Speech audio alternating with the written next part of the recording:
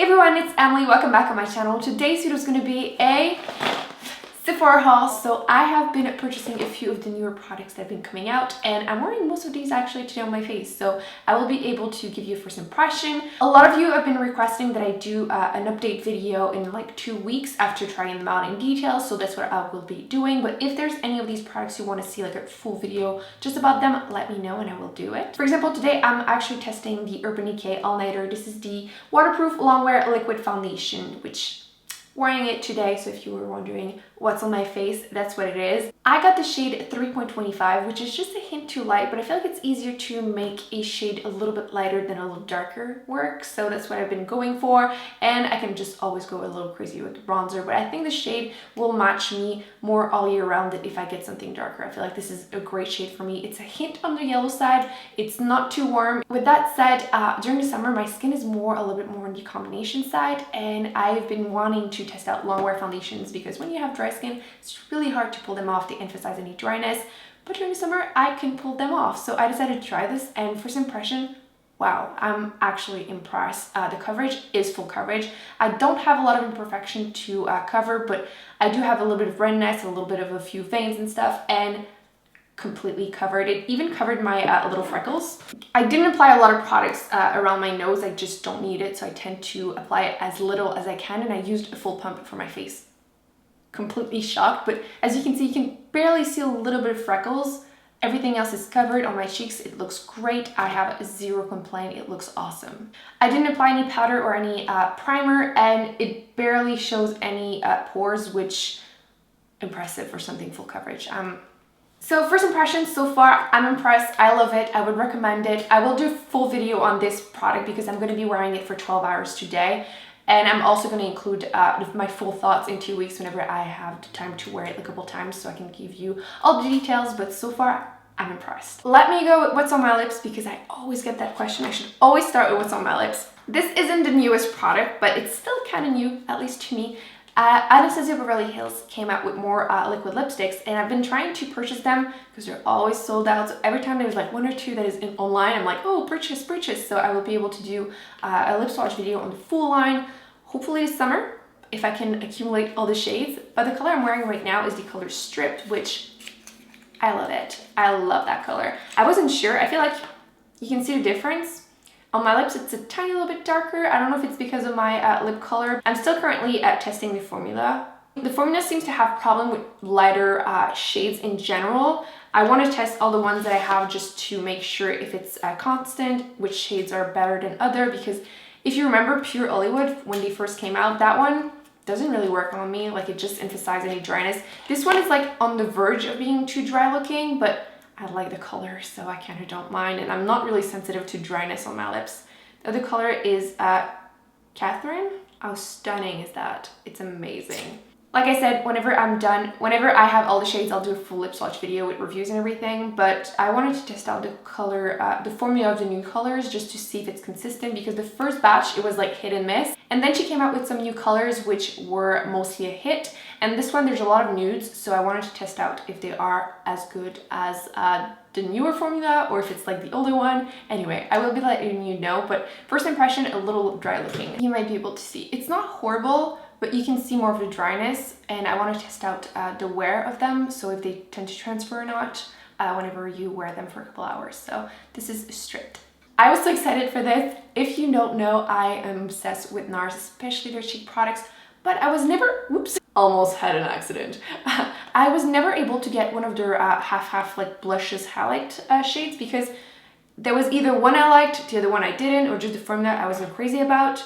But they came out with this summer collection, which, by the way, packaging, like, and this is the one that I absolutely needed. This one is the color Sexual Content, Nars and their sex name. Look how beautiful that is. I am not wearing this on my cheeks, I'm wearing something else, but I have been dying to get one of those shimmery blushes product, and this is the first one that really appeals to me, that seems like it's going to work on my skin tone. It might be a tiny light for me right now. So those are the 2 colors. How beautiful is this? They might be a hint too light for me right now, but all year round it's probably going to be something that I'm going to be able to wear more than all the other ones that I've ever tried. Those you can use dry or wet, but because they're more shimmery, wet could be emphasizing any pores or any imperfection if that's a problem for you. They don't show up really well on my skin tone right now. I'm a little tan, but I'm sure I'm still gonna wear them, and all year round, I'm sure I'm gonna be able to get a lot of wear out of these. The colors are beautiful. I love when limited edition collection have that special packaging because there's no way I'm getting rid of this. After seeing it absolutely everywhere, I decided to get the Anastasia. This is the Modern Renaissance palette, which everybody and their mom seems to own. Those are the colors. They're definitely more reddish pinky tone than what I'm used to. It's also more in a warm tone. Currently wearing just a little bit of it because I'm filming a couple videos. I didn't want to do anything too crazy.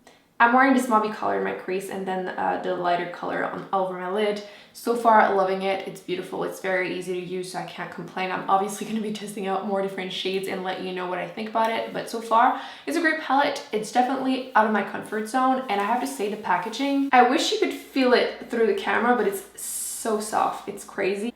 But I'm scared it's going to get really messy really quickly. I do love Anastasia Beverly Hills shadows. I don't own a lot, but the ones that I've used are great. And I just realized I don't have the brush. I remember thinking the brush was actually great quality because a lot of the time you get brushes and you're like, what's the point? I'm not going to use it, but this one was actually good. Let's go with what's on my cheeks because I've mentioned it quickly. I actually purchased this on the Tarte website, but they might have it now on the Sephora one. And they came out with new blushes and one highlighter, which I'm wearing. Basically, they decided to come out with more neutral shade like Expose, which was very popular. It's, oops, mine is a little broken though.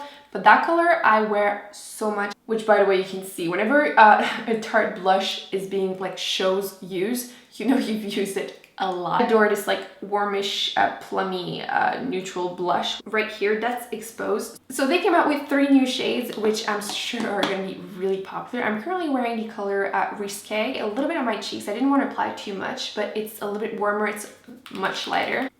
As you can see, it is peachier. I'm not sure how well you're going to be able to tell the difference, but it is a little bit more on the peachy side. And they're all matte, by the way, which I prefer in general. Then there's the color Sensual. So as you can see, this one is lighter and a little bit more peachy nude. If you have light, fair skin and you like a little bit of something a little warm, but it's not peachy, it's just really a nude but on the warm side, this is going to be stunning. I'm going to be wearing this a lot too. Let's be honest, I'm going to wear all of these for sure. I adore the formula of the Tarte blushes. If you haven't tried any of them, highly recommend. They say 12 hours blush.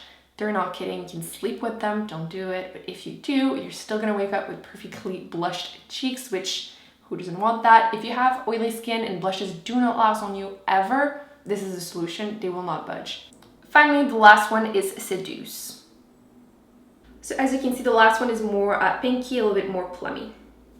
So I'm hoping you can see them better like that.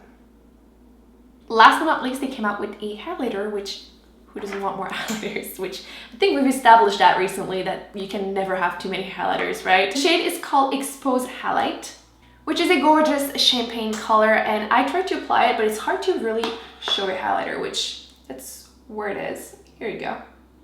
I'm also wearing it on my cheeks, which I tried to apply a little bit, and I was like, oh, it's actually a pretty sheer one, and applied a little bit more, and then I went a little crazy on both cheeks, which not mad about it. It's beautiful. It works really well with my skin tone right now. I would say it would work for light, medium skin tones. If you're really fair, you might see more of the yellow gold tone on your skin tone, but it's a gorgeous highlighter. So far, I'm loving it. I will be testing it out in the next 2 weeks, but so far. Another thing that everybody seems to mention that I decided, what the heck, I'm just gonna get it. This is the Cover FX. Those are the Custom Enhancer Drops, which I got the color Moonlight. I haven't tested out yet. I haven't even swatched it yet, so we're gonna do this right now. I'm quite a bit excited. Oh my god. Okay, you need to just see this. Yeah, this is like a liquid highlighter. It seems very intense.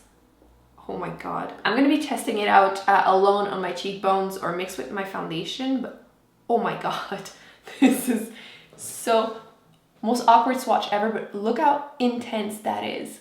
It's crazy. Let me know if you've tried it, and let me know if you prefer it mixed with foundation. I feel like you would need the tiniest little amount, or if you like to use it on top of your cheekbones, which I feel like right now I don't need at all. I was going to tap it, but my cheekbones are already pretty crazy. So really excited. Let me know what you think. I'll be testing it out and I'll let you know if it's worth the hype, but it seems so intense that it's almost like unusable.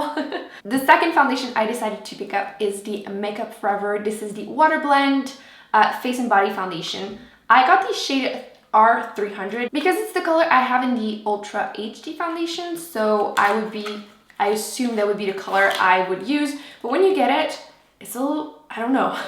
The bottle is kind of a little like a frosty finish, so it's hard to see, but actually, let me compare the colors actually. This is the Urban Decay one. You really don't need a lot for the Urban Decay. Obviously like this, it looks light, but as you can see. And this is the Makeup Forever one, which I haven't tried yet, but let me know if you want to see a full video on it. I have one of the other one of the face and body, so if you want me to do half and half on my face so you can compare the older formula with the new formula, let me know what you think. Or if you just want a first impression on just this one is really watery.